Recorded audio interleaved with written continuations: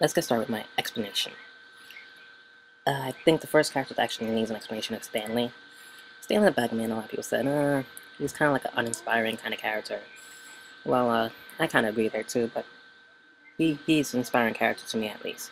Remember, this isn't a prediction, it's what I would do if I was choosing my own roster. As long as every character trait makes sense, it's fine. It's just that the argument that Sakurai really likes this character or Sakurai doesn't like this character doesn't apply. That's really the only difference between my roster and other rosters. With Stanley, I really like him. He's a cousin or so to the Mario brothers, so he could have an overall costume that can also be redesigned to have a different costume. And what I really like about Stanley is that I think it would be cool if he had a revival, be in Mario spin-offs, and also be in Donkey Kong games. I like the Donkey Kong series, and I think if we have more human characters in the Donkey Kong series, because right now we really have none, I think that would be exciting. So bringing back Stanley and let him have a love interest in Pauline, that would be pretty cool. At least I think so. And it's so being with the Mario characters expand their spin-off series, it keeps the parallel between, Mario, Peach, Luigi, Daisy, Stanley, Pauline. He just doesn't have a antagonist character, but that's okay. You don't have to go that far. He's pretty cool, in my opinion. He fought Donkey Kong, the original Donkey Kong, in Donkey Kong 3. Wasn't that successful a game, but he does represent a classic series because we haven't seen him since that game. And also, he represents a fourth Donkey Kong rep.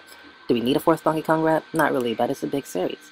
It's the fourth big series in Nintendo's history. So I think it certainly deserves it, but we don't need it because there just aren't that many characters that really inspire anything. But I like Stanley because of his duality. A lot of people say Mong being uninspiring, he's also unable to really fight. And to that I say, I think he could fight pretty well. I mean, he hasn't really shown any jumping ability, but you could just assume that he has some sort of abilities. I like to see him like more of a swinging kind of ability because he's in the Donkey Kong series. I think he could certainly kick. He could certainly fight with his bug spray. He could like poison people and deter people. And also, even more so, he could attack with bees. The main reason how he fought Donkey Kong was by getting beehives to fall on him and getting the bees to attack him, because he does have a greenhouse. So he could fight with plants, which we haven't seen since Ivysaur, or My Roster Chikorita, and he could fight with insects, which is pretty cool. I really like that idea. So, yeah, Stanley, you're cool. Moving on, we have Weevil and Dark Samus. People are gonna complain about my roster, oh, there's no Ridley in it. Well, I know fans really want to play as Ridley, and just because the fans want it, I think that might persuade me enough to change it, but personally, I think he's too big. I'm not gonna lie.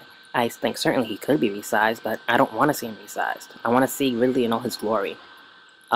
Nevertheless, I know playing as Ridley would be pretty epic. I mean, he's an intergalactic dragon. Who wouldn't want to play as an intergalactic dragon? He's often an antagonist, but I do add two antagonists for Samus, and Weevil and Dark Samus. They are, to me, the next best things. They don't compare to Ridley, but they are the next best things. The reason I chose Weevil and not Psylux, I know he only had one appearance, and Psylux apparently had a hint at a future appearance in the form of a cameo of his ship. However, I don't consider that a real appearance. Psylux certainly seems like he's a more important character than Weevil within that one game that they did have. However, Weevil is a space pirate, so he represents Samus's enemy, straight on. He really does. Also, I think a moveset for Weevil would be totally awesome. First off, he could turn his body into a half turret, and he could separate his lower legs and be the turret, and then he could walk on his arms and slice people. He has a gun. He has the plasma scythe. He has what his weapon's called, a jackhammer or something like that, where it's a lobbing explosive. Totally cool. Psylux really isn't as cool as Weevil. I really don't see how people could say that. It's an opinion though, but I think Weevil certainly has better moveset potential. He has battering moves. I would imagine, because his legs are fake, they'll be really heavy. I see him being similar to Snake a lot, but also very different. He has explosives, slashes, battering, he has everything. His legs could probably do a helicopter thing because it's not attached to his body. Dark Samus, the main antagonist from the Metroid Prime trilogy. Dark Samus, obviously, it won't be a clone. If anybody has even played a game of Dark Samus, it's very obvious that she will not be a clone. She will also not have any Zero Suit counterpart, but she could clone herself. She could teleport. She could produce Phazon, which will have this kind of fiery or something kind of damage, this poisonous kind of damage, and have this sort of infestation. Also, Dark Samus is herself a Metroid, a high form of a Metroid, and so that's pretty cool to play as a Metroid. Am I wrong about that? Still, I understand. No, Ridley. If I had to put Ridley in the game, I would not. I would have to take out one of these other characters. I will probably take out Dark Samus, I think, just because I really like Weevil, or maybe I'll take out Weevil. But if I had to put Ridley in, because I don't want to throw in 3 additional Metroid characters within one generation. I did not add a Kid Icarus character because Kid Icarus doesn't really need it. Also, Medusa, I don't want to add Medusa because she's a main villain, and I want to keep the main villains only to the main Nintendo games. That's what they did in the past. So main villains would be, for my roster, Bowser, Ganondorf, Mewtwo, King K. Rool, King Deity, and then kind of Dark Samus. Other than that, no more main villains, because those are the top 6 franchises, and we're gonna end it there. So I felt to me why I wouldn't include a Kid Icarus character, and also most people include a Kid Icarus character because they say that Sakurai would probably include it. I also disagree with that in a prediction sense.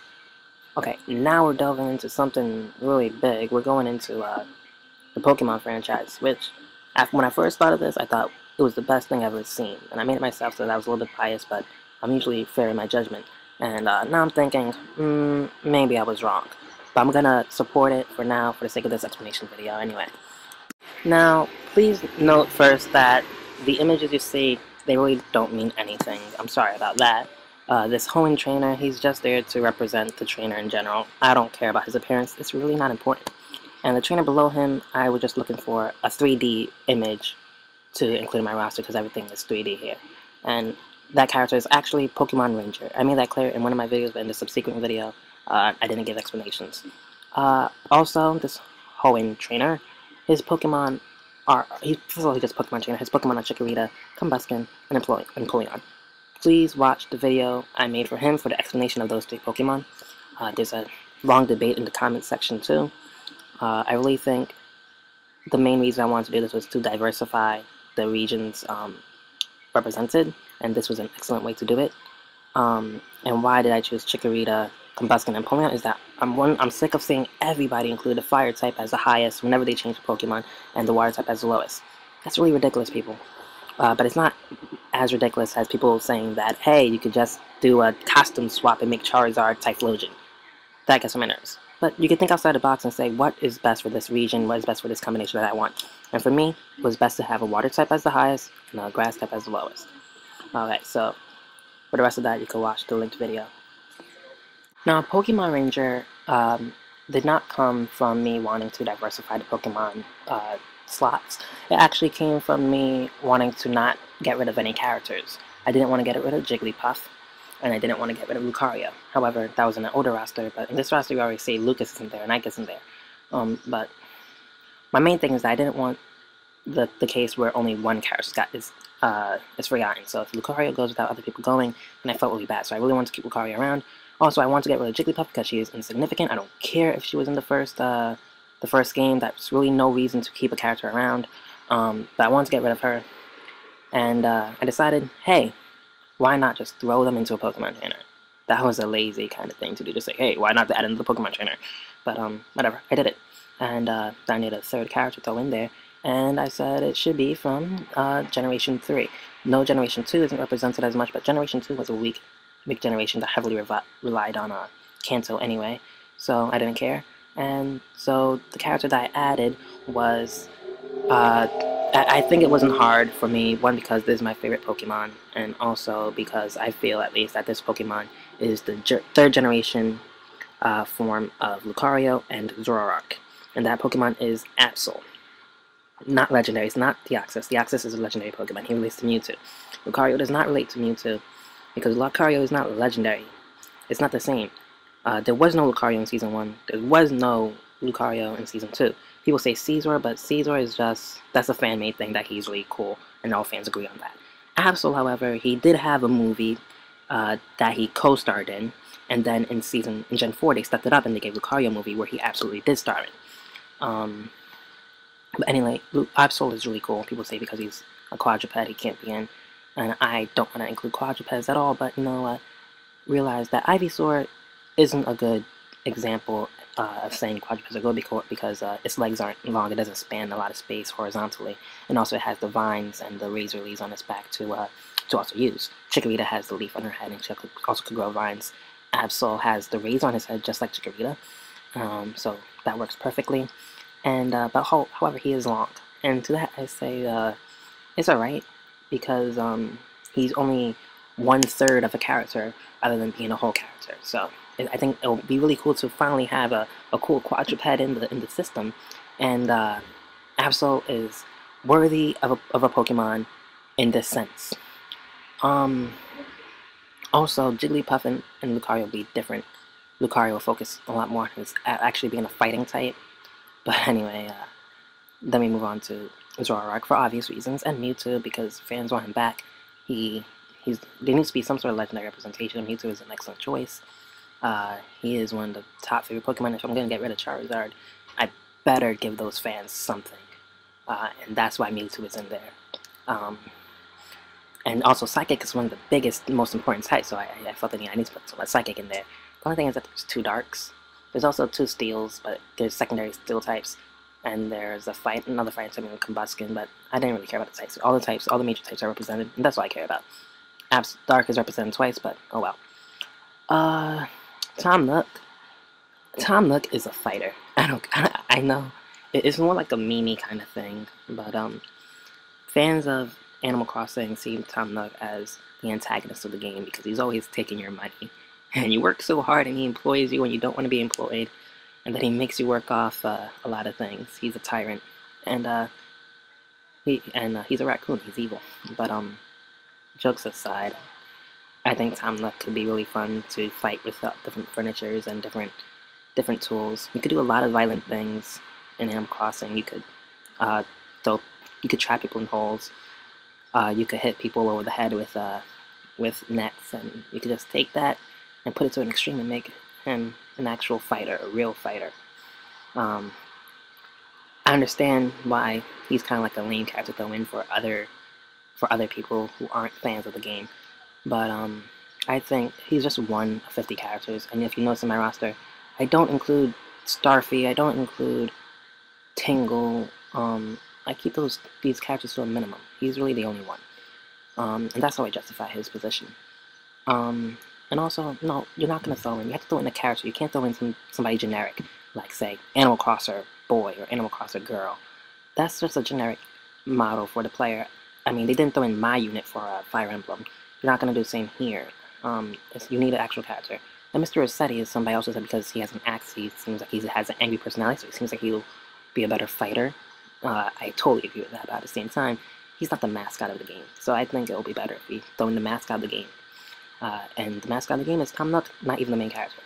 Then you say Pokemon Trainer is the same thing as Animal Crosser, but it's not, because with Pokemon Trainer not playing as Pokemon Trainer, you're actually playing as Charizard, Squirtle, and Ivysaur. And also, Pokemon Trainer is more of a character because he actually has more of a journey to go across. Anyway,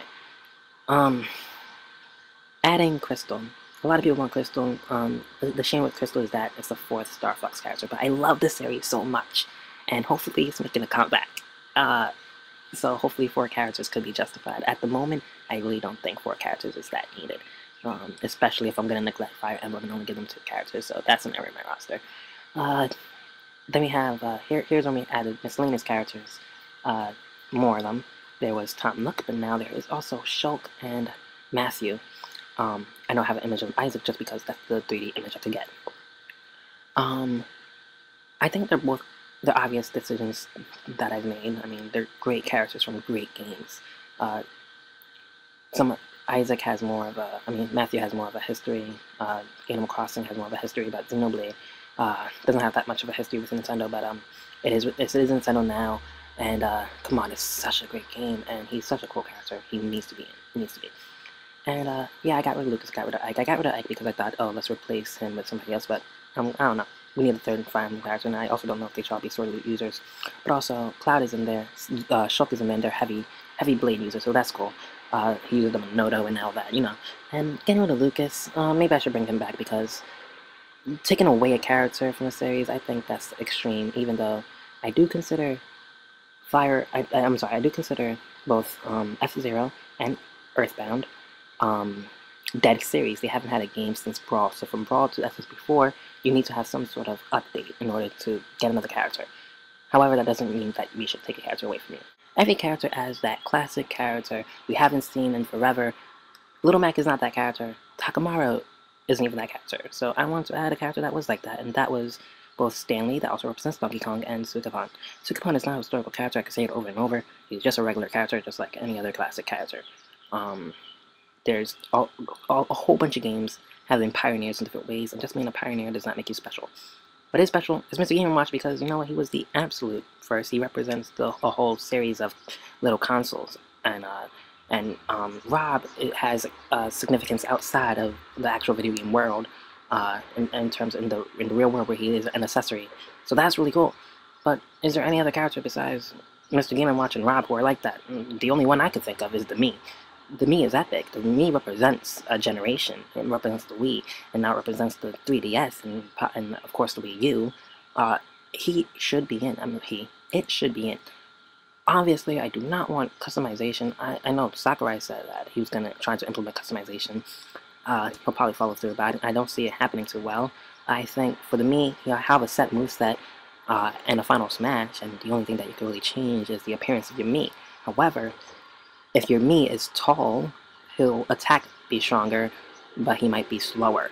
And if your Mii is large, he'll fly away less, he'll have high resistance, but that will be at the cost of speed as well, or something, of course, you know what I mean.